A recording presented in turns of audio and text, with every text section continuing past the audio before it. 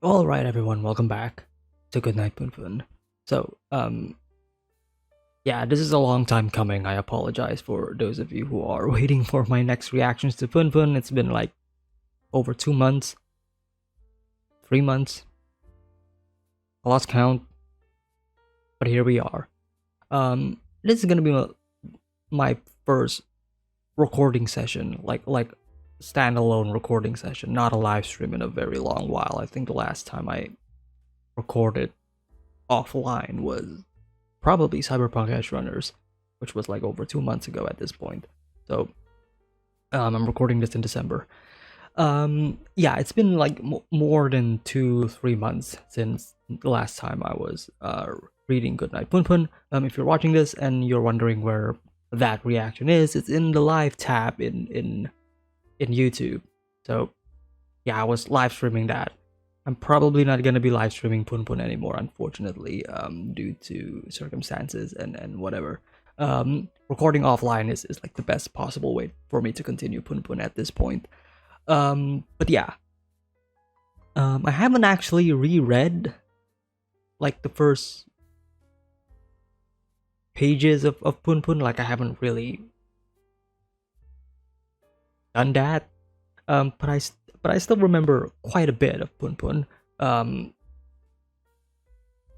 Now I'm looking at like some of these characters on screen right now. Honestly, the only characters that I do remember are Punpun and Aiko. So that's kind of concerning. But I still remember like where we left off. I still remember like most of the important plot points of the first, I would say, parts of Punpun. Um, Obviously, Punpun's like family is in complete disarray. Punpun is now living with his uncle. Aiko and Punpun kind of have a thing, even though Aiko seems a bit, you know, she's not as innocent as Punpun would want her to believe, especially once the revelation that her mother, or at least she, is working with this organization that is like selling like holy water or whatever, right? So there's a lot of baggage. This entire manga is basically people with a lot of baggage in them, and it's about exploring them, and it's about trying um to basically to be who you are, right? To find your own identity, and to be the person that you would consider to be the best version of you. And of course, a lot of these people have flaws, and a lot of these people have their own problems that they need to deal with, especially Punpun and especially Aiko. I don't know how their relationship is gonna go, because right now they're still children, they're still kids. But it's clear to me that if they go forward with this relationship, then I don't think it's gonna last. It's not a really good relationship in my opinion, at least from what I remember, right? And especially judging from the early, I would say, behaviors of both of these characters, especially Aiko. Like Aiko's not as pure of an angel that she is, and Punpun is, I would say, too ignorant to to acknowledge that. Um, but yeah, that's basically my rough remembrance of the first parts of Punpun. Um, we left off with them basically finding this cassette tape that has like this weird message in it, and they're now in this like abandoned factory or whatever, and trying to find like the mystery behind it all. Good old children adventure, right? um, but yeah, so Goodnight Punpun won't be live stream anymore. It's like the best way for me to finish it without having to deal with like figuring out like when is the best time to live stream and whatever. So there you go. Um, I think that's pretty much it. I don't know what else for me to say if I'm being completely honest. I'll try my best to complete the all of the remaining chapters of this first part of Punpun. I am reading the omnibus version, of course. So yeah, we essentially just finished on the halfway point last time, so I'm planning on finishing this part right now. So, hope you guys enjoy my reaction, and I don't know what else I'm gonna be discussing after this, but if you do, hit the like, subscribe as usual. I don't know if since this is gonna be like an offline recording session, like a normal recording session. I don't know if I'm gonna be putting some stuff on Patreon, but just check out Patreon. If I do end up putting like the next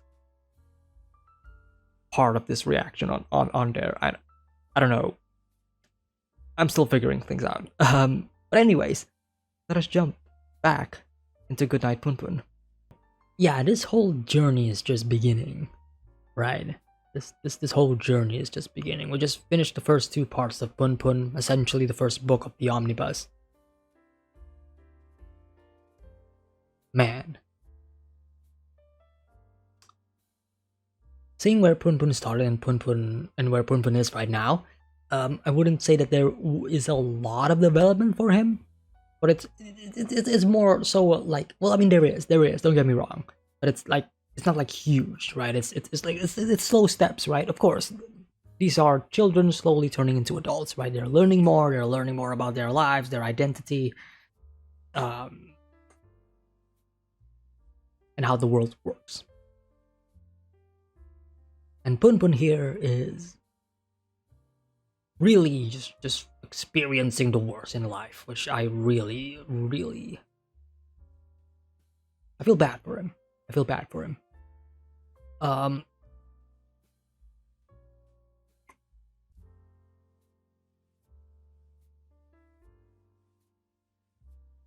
Since we are time skipping, so we are like 2 years from like when we started.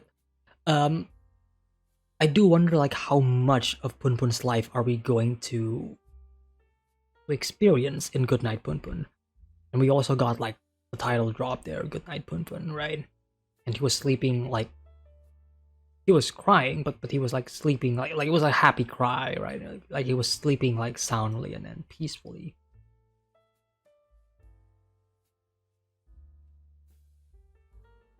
Yeah. I guess the one thing that I can say is that, well, there's a lot of things to say, right? But mostly about Aiko and Punpun, right? I think both of these characters, you know, they want each other, whether if it is like true love or not, but they do want to be together, at least as close friends. But of course, both of them have like their own like different like reasons why they want to be friends. Aiko has her own reasons. Punpun obviously has her own reasons. I'm sorry if I'm hitting the mic. But after that day when Punpun just did not show up for Aiko,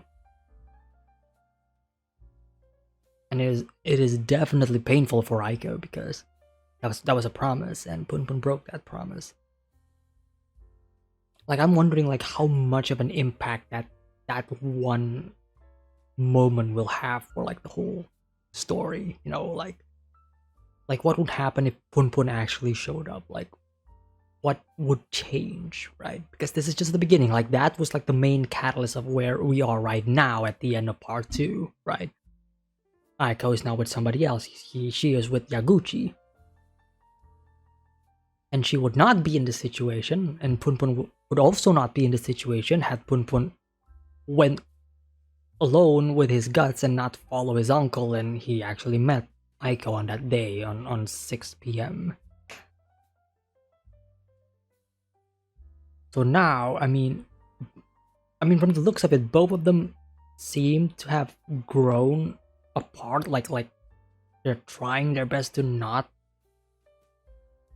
be together. Well, except for Punpun, because Punpun obviously from this panel that I'm seeing, right? Punpun obviously wanted to say hi to Aiko, but then he realizes that Aiko is with somebody else, and that was very awkward. And he was like, "Oh fuck." But Aiko though, Aiko's the one that has been like really, she's not ignoring Punpun. Like she acknowledges that he is there, that he exists, because that's like the worst thing, right? If you, I think the worst thing is if somebody hates someone, and that somebody decides to just ignore that person's existence just so that they can live and be better, right?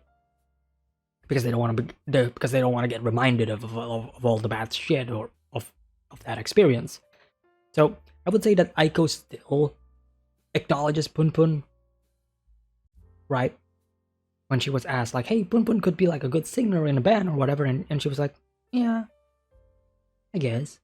Like she still, still acknowledges him, but obviously she doesn't want to make any like contact or whatever, and that's like the main problem, right? There's no contact, there's no communication between the two, and the more they are separated, the more they don't communicate with this, like the more they grow apart, they will not reconcile. Like it's gonna get really hard for them to be friends again. Like the chance for you from like let's say fucking shit up and then making it better, like making it out, like that's a small window. Once you pass that window, and once you just postpone it and never talk about it again, then the other person is also not gonna talk about it again. Like they're gonna go, well, if you're not gonna talk about it, then I'm not gonna talk about it. And if we're both not gonna talk about it, then there's no need for us to talk anymore. And that's like the worst case scenario, right? You just lost your friend. There's still hope for Punpun and Aiko to reconcile and at least to be friends. But again, like one, I don't know if I want that. Well, I mean, I want them to reconcile and forgive one another, but I don't know if I want them to be together, right? I want Punpun to move on. It seems like Aiko has decided to move on, although the panel of her and Yaguchi holding hands makes me believe that she has not, because Yaguchi is holding her hand, but she is not holding his hand. Like she's not willingly to hold hands each other. Like it was mostly like, okay, this, then and then hand. Like that was their hand holding, right? Kind of awkward. So what's gonna happen next? I don't know. Well, obviously, Punpun is still in love with her, and he wants to get with her. See, now this is the part that really scares me though. Like how much is Punpun's love for her, right? Because obviously 2 years of not speaking with her and then still having that feeling. Yeah. Love can be great, but it can also be destructive, guys. Don't. Let's not forget that. The thing that I don't want from Punpun is that this turns into an obsession. And I can definitely see that happening. And if that happens, then it scares me. Why? Because I don't know what Punpun is gonna do. Like, he is a very unstable character, right? He just decided to be a grown-up and to live his life on his own. Start doing things the way he wanted to do. So I am afraid of what Punpun can do, and what he is willing to do.